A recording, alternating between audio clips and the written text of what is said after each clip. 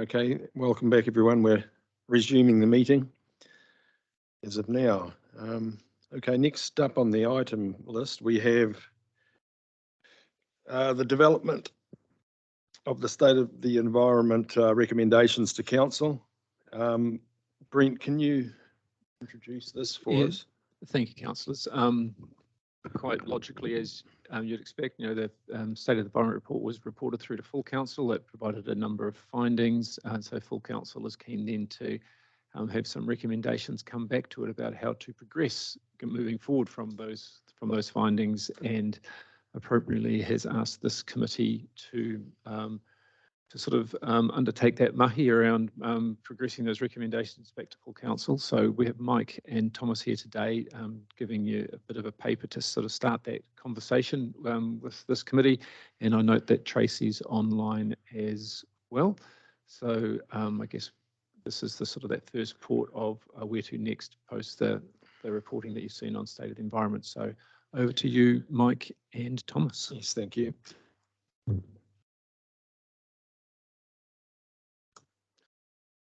Yes, that's correct. Yep. Thank you. Yeah, I'd like to have the report taken as read, the agenda report. Now, I don't have a PowerPoint presentation today because today's not so much about me passing on information. We've been through the State of Environment report over various workshops and meetings. But today's more about, what process would this committee like to take in responding to those recommendations and support and staff provide. I can briefly recap 36 of the agenda. There's some of those, they're up on the screen there now. Some of the issues that were highlighted, point 9, and some of the recommendations under point 11. Example, gaps in monitoring programs, controls on diffuse nitrogen, etc. So, so the intention today isn't necessarily to develop the response, but to decide the process you'd like to follow. Just touching on Bruce's issue in the last item, is with information I see that here we're talking about water levels, etc. Rain levels are low in the Waikato, but is that based on that 2010 to 2020 report that we received in the last meeting? What I'm getting at is there seems to have been a lot of rain since then that doesn't seem to be absorbed in this. So if we've always got this lag, we're chasing the, by the time we address it, it's flood time, Noah's building the ark, yeah. And so that report covered a period of about 1960 to 2020. And so we're seeing that increase in drought frequency. That's still an issue. We're still going to have that problem. Increasing drought doesn't mean we're not going to have some years where we're going to have problems with so floods. Overall, you're saying there's a trend of more drought than there is precipitation. That's right. Okay. Doesn't mean wet years won't happen. Just means it's a problem. Okay, so you haven't got a presentation. We're here. We're looking at these items, these points, and we're going to address them. Correct? Decide the process going forward and how to respond to that. Okay. So Councillor Ben, highlighted something to me, but carry on, Ben. You could raise it, please. So between now and Christmas, the 6-month period, you are going to come back with recommendations, assuming that we accept those A to G as offered. My issue would be that if you're going to do that, you also show the costs of change. So for example, if there's gaps in the monitoring of wetlands, forest, biosecurity and geothermal, that's a vast area I mean, which wetlands and what will the cost be of doing additional monitoring of each specific wetland? I mean, so we know, because this will feed into the LTP process. So I don't want to sign off on these things and then find there's huge costs sitting beside them that we weren't aware of. Policy. And when it comes to item G, for example, I don't think we should be extending education campaigns to other airsheds, assuming that PM 2.5 will come in. I think we should wait. We shouldn't be pre-advancing something that hasn't yet occurred. We should wait until PM 2.5 does come in, because the cost of that in terms of Hamilton City alone is a large sum of money if we go to 2.5. So firstly, on that item G, I would just say continue clean heat initiatives and education campaigns, full stop, rather than add in that. I've got a question here on C. Focus on better management of critical source areas in farm plans. Now, is that going to add additional costs to people doing farm plans? Are we proposing there that the critical is that we will tackle bacteria through farm plans? Is that an additional input to the farm plan than what we're doing now? So this is your response as a committee to these, not my response. No, but there's recommendations here, non-binding, and so I'm just going through them as we go and making suggestions that other members may or may not agree with. But so what process do you want to follow in responding to those? Would you like some direction from staff on those, or develop them as a committee amongst yourselves? Tracy's online. So we'll get Tracy. Yep, then we'll have Bruce, then we'll have Pamela. Okay. Thank you, Mr. Chair. I think critically what we've come to today is on the back of the council agenda item, we were asked to seek the committee's guidance. How would they like staff to go about formulating a response to these gaps that have been identified? We know that we have work programs in place that are addressing some of these. We don't have work programs in place that are addressing others. Councillor Dunbar-Smith raised a very important point that every single one of these will come with a price tag.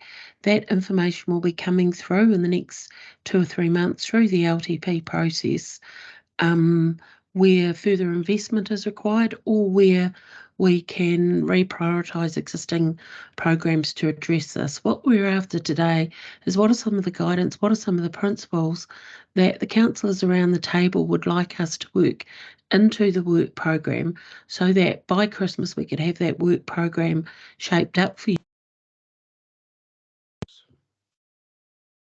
Okay, would anyone like to finish what Tracy was saying? Oh, sorry. Okay, Sorry, welcome Mr. back. Chair. Sorry, did I cut out there? Yes, you did. Okay, and yeah, so what we're after is the guidance from the committee so that we can have something shaped up by Christmas, noting that the to be funded conversation will play out through the LTP.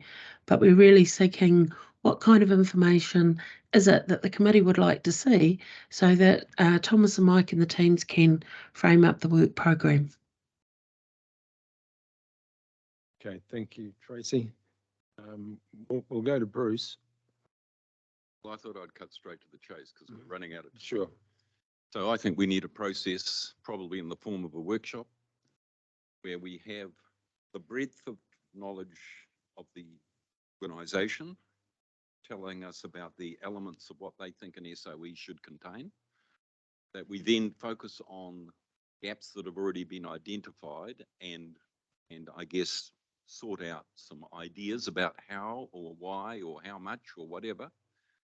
But I also would like to see that the workshop is open externally to other agencies, and in particular the Crown Research Institutes that are based here in the Waikato, because of their expertise in the subject matter, because I'm particularly interested in how we might be looking to the future to do this in a more efficient and direct way, so that we actually do understand the current state of our environment, because I'm sorry to say we don't, obviously. The 2022 report that came out already had that lag built in. A lot of the data sets were reliant on land cover database. And so they were not even covering the last few years, the flooding events that you referred to, the rainfall shifts. So I'm also interested in, are we using the best available technologies to give a current result? And I'm particularly interested in the gaps that are apparent in our SOE when compared to other state of the environment reports that have been produced in New Zealand. So I'm basically asking for a workshop process, which will include an opportunity for us as councillors to participate, but also will bring in expertise more widely than what is held within the institution. How does everyone feel about that? I'm all for that. Once again, Bruce, Ben probably kicking in with what's the cost. I just wanted to note, though, that already in the Thursday levels of service workshop that we're going to have, there are elements within it which are actually part of this discussion already. So the LTP costing on a number of elements for gap filling are contained within the papers for Thursday's meeting. And I guess that, to me, is also a bit of an issue in this tendency for lack of continuity and integration between meetings that we have. So, you know, we need to way more clearly signal these situations to council laws so that they are across the issue in a better way as well. So, you know, I don't know whether you read your papers already for Thursday, but I have, and there are elements in there which are directly relevant to our discussion today. Madam Chair. Thank you, Mr. Chair. So if I get what you're asking for from us today is looking at those A to G on 11 there and asking how we would like you to proceed with that, right? Is that, have I got that right? So, Council yeah. So if I looked at that, first of all, when I read that, I don't necessarily get a sense of one being a priority over another. So I don't get a sense of relativity of that.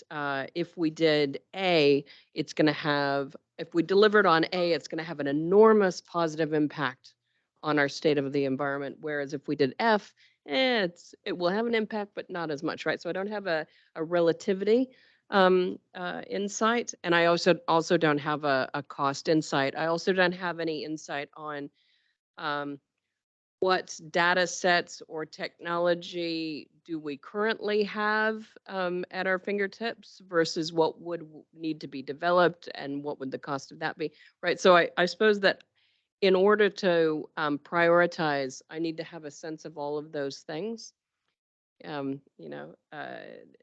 So that would be what I would ask for, and whether that's presented in a workshop and we get some externals in, I think that's a good idea. But that's what I would need in order to say that A, C, and E are the things that I think we need to incorporate in our LTP in order to get some funding committed to making a difference. So that's.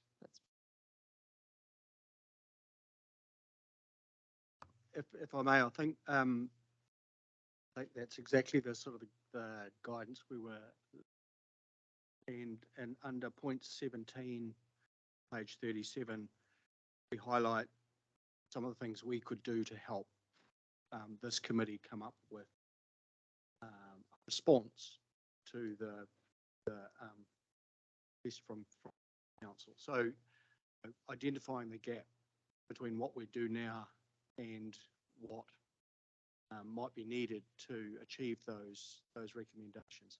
One of the things we didn't include, and I know Thomas has been writing this down, is around prioritisation. So across those 7 issues, we may not be able to do everything all at once. So what would be the most important council would consider that should be done? Appreciate that. If I can say one other thing, Clarkson's, this is not just about doing a better SOE job, so that's a component of it. Some of these recommendations to look at our regional plan and these methods, make sure that we're tools, policies in place. So while part of it is making sure that we do continual improvement in state of the environment, it's also about making sure that we've got policy right and plants right. That's the whole. My concern here is that whatever we sign off on in the next 6 months with this locks us into an LTP process. And to do that, we need to know what the costs are. So if we look at item 17, provide a description of the gap between what WRC does now and what might be needed to meet the 7 recommendations. At what cost? Now, we know the costs are sitting there because, yes, I can see the 4.3 million sitting there in biosecurity, biodiversity, our LTP workshop. I think it's a matter of identifying what the issues are, the main somebody issues. knows exactly and what the then- costs are. and- Somebody's calculating those. They should be factored into this report back in Christmas. So that we so- can then decide what is the rate increase. 5 million equals 1%. Stage one's to have a workshop, decide what the key points, limit them down, then stage two, get a costing on implementing those, if they're viable or not. And then feed it in. I would like to see at the workshop, there's costings attached Sure. because they're already been drawn up. Mhm. I don't see why things are pushed off to an LTP and that's the only time you can talk about finance. It should be sitting here, each one of these recommendations, and some of them might not cost anything. If you say, identify options to achieve Mhm. via policy change, a freshwater policy review, so you don't have to do much about that. You're looking at investigating storage options for water. Well, we've already got a water storage strategy. So does it cost anything to do that? Or is that already inputted? And that's why I'm not happy with PM 2.5 when there's no indication the government's bringing that in yet. So I'm just saying we need to have the cost because that will impact on the rates and that we should have that information at the same time that the report comes back for this. Acknowledging this list came from us, it just kind of feels a bit random.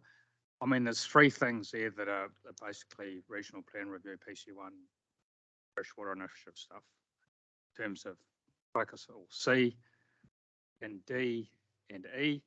I mean, E is all about the budget in the West Coast catchment. That's either going to chuck some money at it or we're not because we're already doing all that stuff.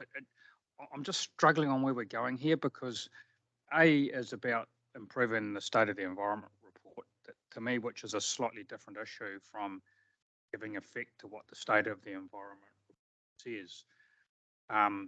If pathways to the sea, we're doing that stuff now, are we going to throw some more money into that budget to crank up the pace of change there? I don't know, but not from what I'm hearing, we're not going to. But do you understand where I'm coming from? To have a workshop on this stuff on number 11 just seems a bit reactionary rather than planned, if that makes sense.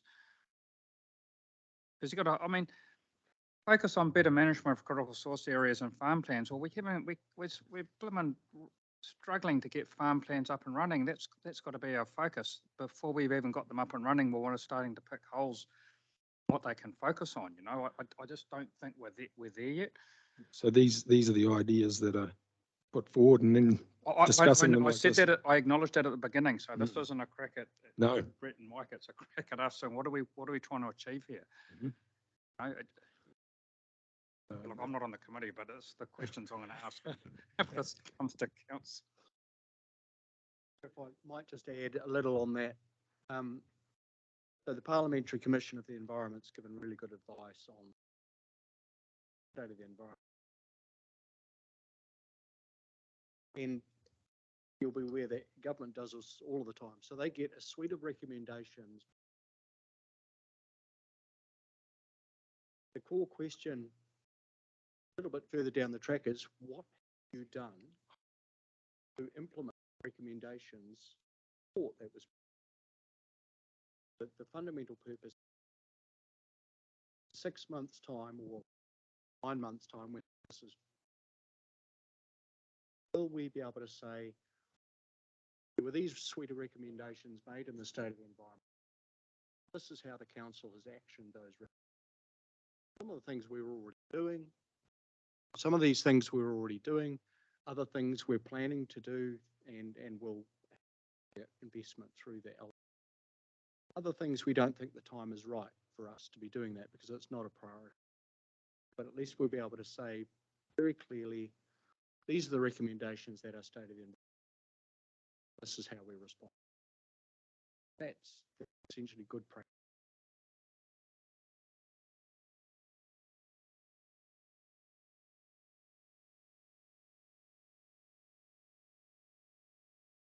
Just to clarify,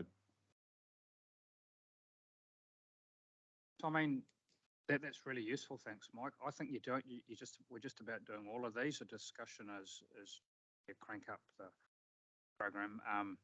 Obviously we're not. We need to improve that discussion. That's a key focus area. But all the other stuff is just how much more resource are we going to throw towards it to progress.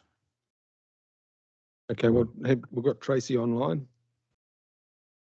Yeah, thank you, Mr. Chair. I was just going to reiterate or thinking about it at the same time that Mike said it. Some of this work we're doing is business as usual, planned business as usual, reprioritise business as usual.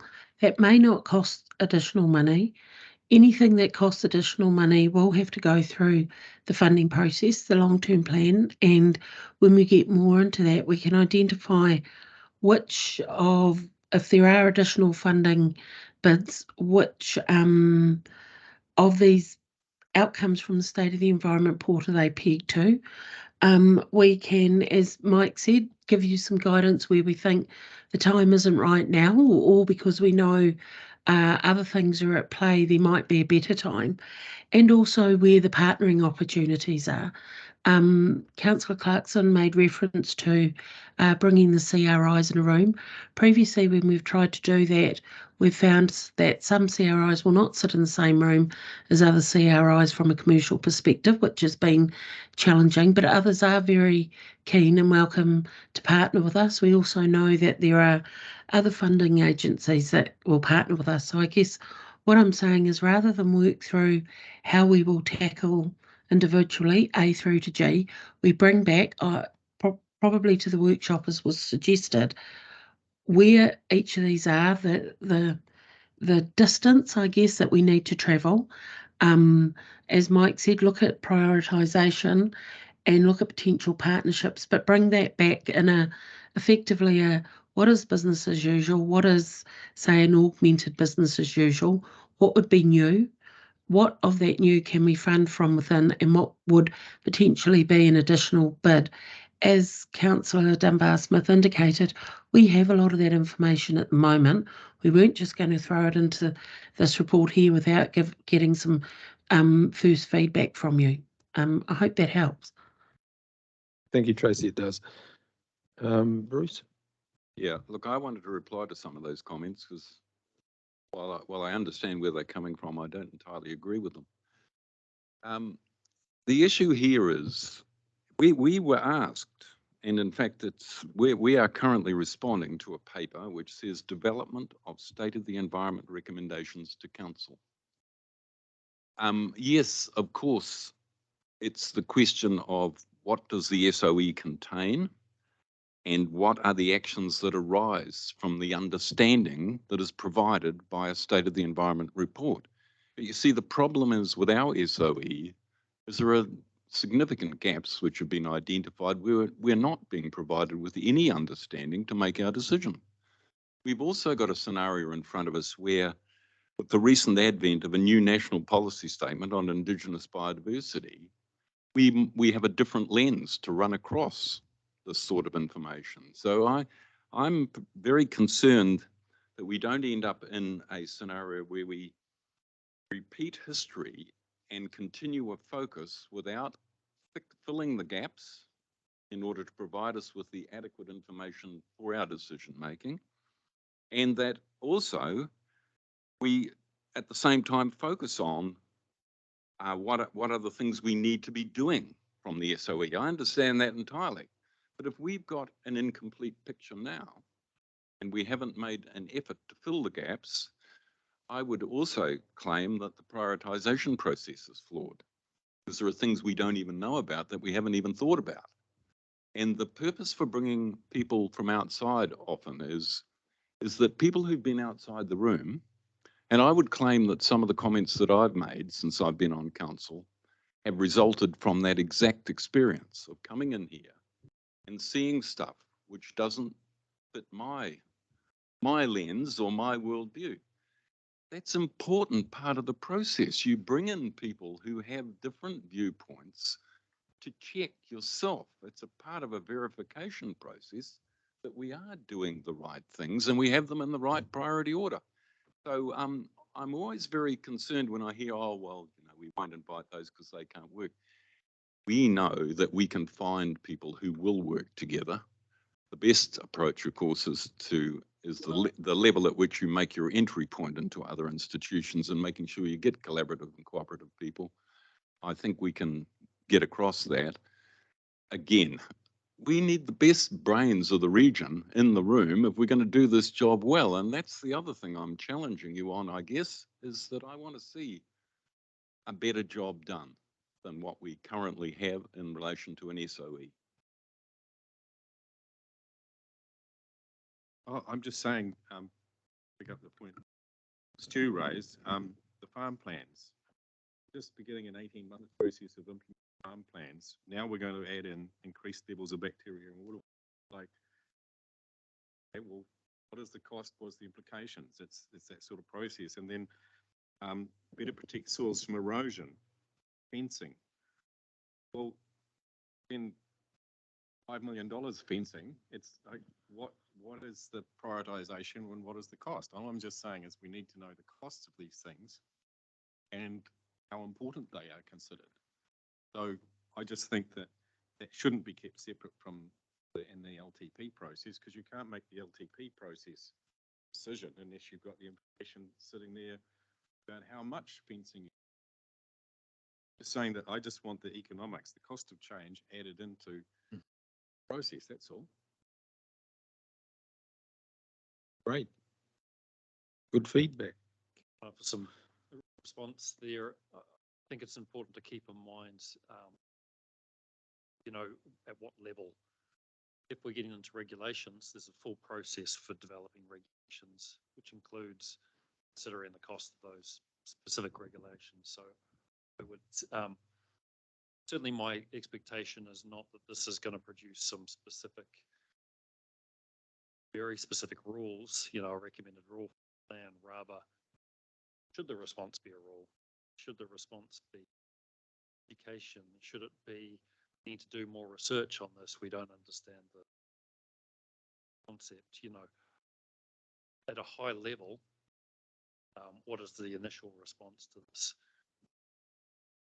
action? You know, bearing in mind that often these are things like rule implementations handled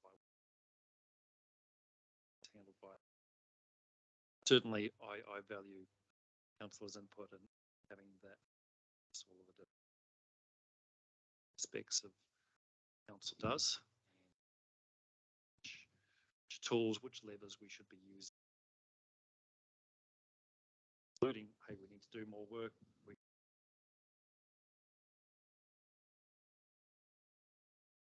So if I could have a little go, having listened to the conversation, at summarising where I think the councillor got to. I think committee's got to very keen on a workshop. Very keen on a workshop that I'm hearing is covering two separate but interrelated topics. First topic, looking at what are the gaps in the existing state of the environment monitoring program and what might that look like moving forward to fill those gaps in that state of environment monitoring program. And then alongside that, what might the resourcing and cost implications be of a change and changing to that to a different way going forward. So that's kind of one element of the workshop. The other element of the workshop being the things that the data that has come through from the existing state of the environment report has identified some issues, and therefore looking for clarity about what those issues are, what's the gap between our current work program to address those issues. And because there are, as Tracy said, a lot of current work programs that are, we weren't waiting for the State of Environment Report to identify issues, as you'll appreciate. And so there's a whole bunch of current work programs. And so when this council is reporting to its community to say, the State of the Environment Report has come out and said this, here are the work programs that we're working on to address those issues. And you might find that a large number of them, there are already work programs because, as you know, we don't wait for the State of Environment Reports to know it's a reporting mechanism. So we can identify where work programs are in train, and then we can identify, are there gaps of work programs that aren't yet in train. Where there are gaps, sometimes those gaps can be filled by others, because there are others out there that are doing work already, and it may be there are other partners that are doing work that might fill those gaps. And so being able to bring back to the council how are gaps being filled. It may be an external parties filling a gap, and if there is a gap that sits within our responsibilities, what would be involved with filling that gap, over what time frame, and what would the cost be for that. And that might include this gap is a gap that needs to be filled through changes to policy settings, and the mechanism for doing that is the policy process that council's going through already. So when you're reporting back to your community, you're able to say, as is the example earlier, Ben, about the land use intensification, council didn't wait for the State of the Environment Report to see that happening. Council put in place PC1, and you saw the result of that land use intensification suddenly stopped after, well, largely stopped after PC1 went into place. But it's important then for you to be able to report to your communities that we've got a State of the Environment Monitoring Program that's identified these issues, and this is what we're doing about it. And then to have some conversation around those in a prioritised way, because inevitably if there are gaps, and inevitably there will be gaps, which are those gaps that the council feels that its resources are able to start plugging first. That's what I think I kind of heard, and if that is what, if what I've heard is accurate, then it's the team can then head away and start putting together a bit of a workshop to address those issues. So that's me. I'd like to thank Brent for an elegant summary of exactly where I see the situation, and you did it extremely well, Brent. That's exactly what I'm interested in. Exactly. Thank you. And look, I agree, Brent, and it just feels to me like that's not a big job. I mean, I'm just sitting here thinking I can think of half a dozen things we do that's addressing all this stuff, you know. Okay, that's To me, the biggest one is the monitoring itself, you know, report and how far do we go in terms of every dollar we put into monitoring is seeing what the monitoring tells us too.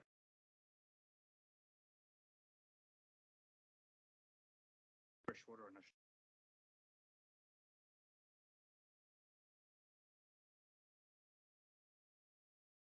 And just in terms of what Brent summed up, 17C, identify options to achieve each recommendation, including via policy change or level service. So, fine, and thank you for adding in costs associated with these. So, cool. Good, great. So everyone in favour of a workshop in this committee? You're okay? Yep. Pamela? Good, that's what we'll go. Thomas, Mike, was that pretty clear for you guys? What If you could be in touch go away with, and then Bruce as well as a coordinator to see if Bruce can introduce a few contacts. What you just said was recorded, right, Brent? Exactly. Okay, thank you, gentlemen. And we'll wrap this up. So can I have someone move the, Robbie? Yep. Oh, sorry. I'll second that. Yeah, but I just want to ask a question after that's out of the way, please. Oh, so sorry, I'll move the receipt of the report. Robbie seconds. All in favour? Aye. Opposed? Carried, thank you. Gentlemen, I think you're free to go. Robbie, did you have a question? No, it's just it's just about what happened with Patrick with the with his with the drop test on ponds, and I just want to make it. Okay. Sorry, I'll close. Sure. Yep. So look, we'll close the meeting with a karakia. Is that? Unahia, unahia. Unahia mai te uru tapanui. Kia wātia, kia mama. Te nākau te tinana, te hininaro. Te ara takatu, ko rā I rongo. Ka eria ake ki runga. Kia tina. Hui tai kie. Thank you, everyone. We'll call the meeting closed.